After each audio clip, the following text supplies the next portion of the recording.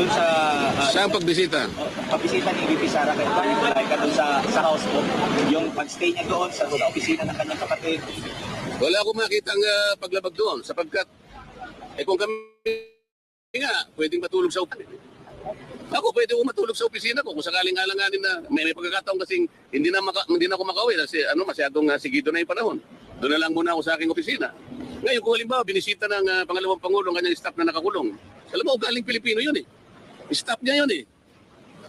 Kung ako parang sumakit na yung loob ko sa nangyari sapagkat itong abogado, sinasabi niya lang, nakita ko kasi yung ibang bahagi ng proceeding.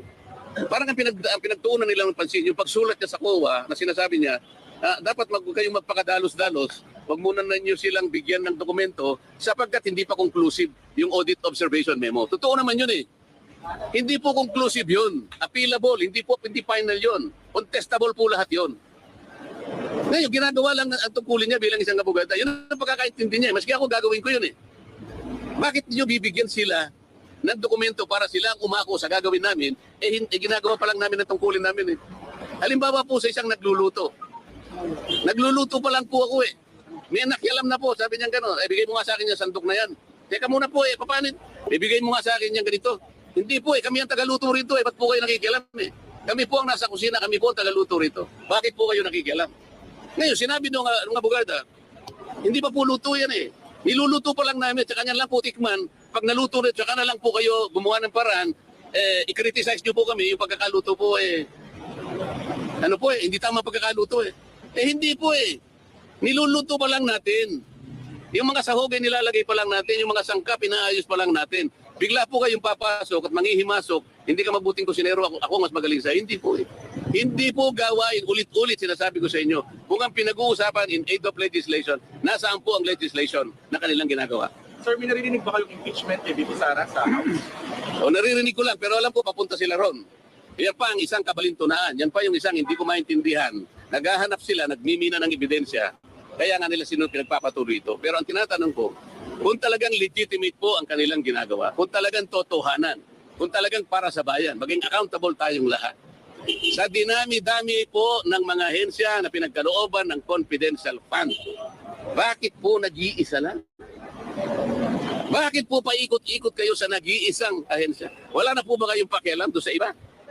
Anong klaseng gawain ito?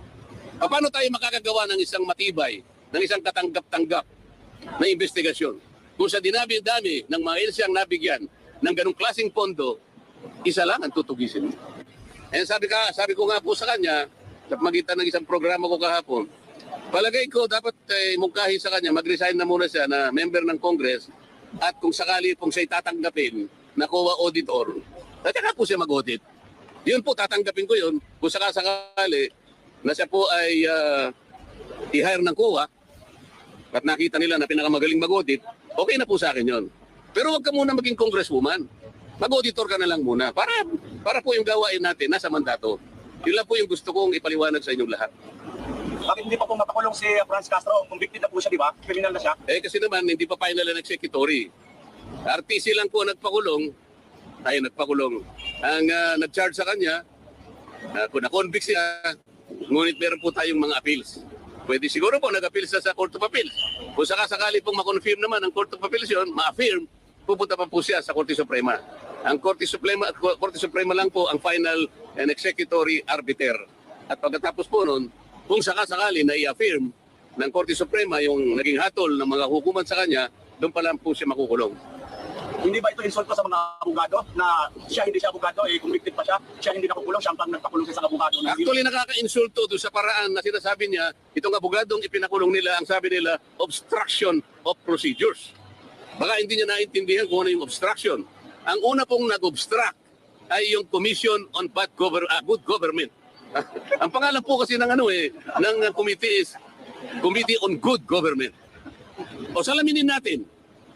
Sabi po nila, sinight for contempt nila yung staff ng OBP sapagkat di umano siya ay nag-obstruct ng procedures and processes of the court. Sino po ang kauna-unahang nag-obstruct? Yung Committee on Bad Government. Hindi po niya trabaho yun eh. Hindi niya dapat panghimasukan. Pabayaan mo muna ang COA na gawin niya ang kanyang trabaho. Hindi po eh. Sabi niya, O ikaw, dalhin mo nga rito yung ang inyong mga pinagbabatayan dyan. Siguro ang babagay nyo, kami na ang gagawa niyan. Ang tanong, gawain ba ng Congress ang mag